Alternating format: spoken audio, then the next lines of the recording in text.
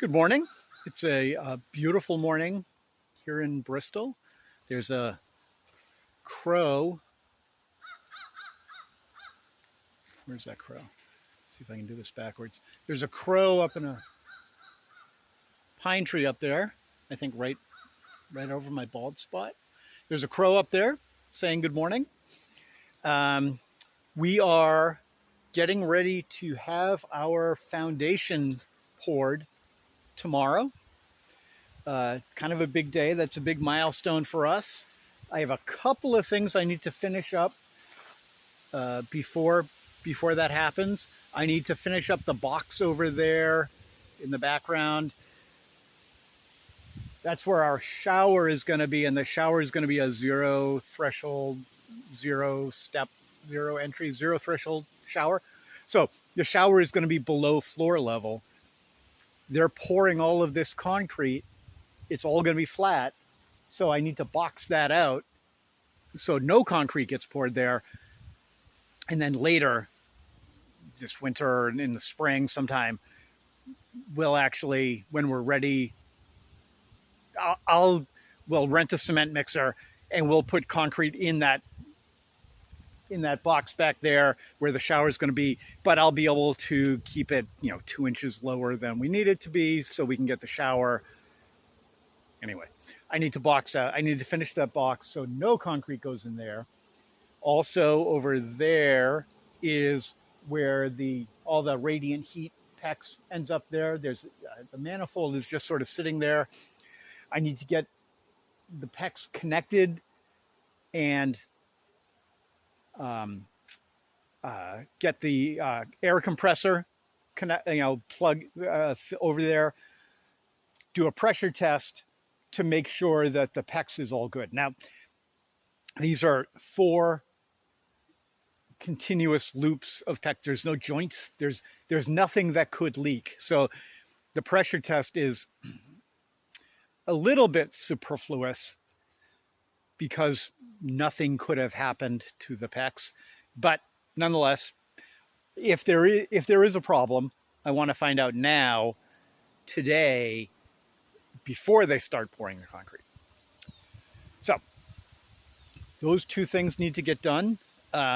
This morning already, a couple loads of gravel have been dumped here.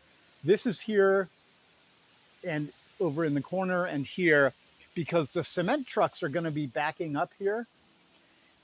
And when we're not having a pump, we're not pumping any concrete.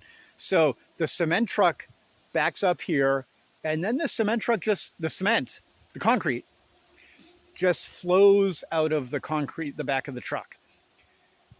Which means if we need concrete to flow all the way back there, the truck needs to be high enough that the concrete can flow downhill from here all the way back to that corner and all the way over to that corner. So they dumped some gravel here this morning so that the trucks can back up onto it to raise the trucks up enough, the concrete trucks, up enough that the concrete can flow downhill to get all the way to the back of the foundation. Not a problem I had thought of, but that's why you hire a professional to do some of these things, because he knows that if the concrete truck is down there, the concrete isn't going to flow downhill all the way to the back of the foundation. So, big day tomorrow. Very excited. Major milestone in our project. The weather is going to be surprisingly cooperative. Today, it's kind of chilly. I think it's around 50 degrees right now. Tonight, there's a frost warning. It's going to freeze. That would be very, very bad for concrete. If we were pouring our concrete today, that frost might prevent us from pouring. If today was our concrete day, we might have to wait, not do it, cancel it. And because the concrete company's booked up, if today was our pour day, we might have to wait until spring. But tomorrow, it's going to be a few degrees warmer And overnight, tomorrow night, it's going to be 10 degrees. It's going to be in the 40s, not the 30s. So there's no danger of frost tomorrow. So we'll get the pour in and everything is going to be fine. I hope.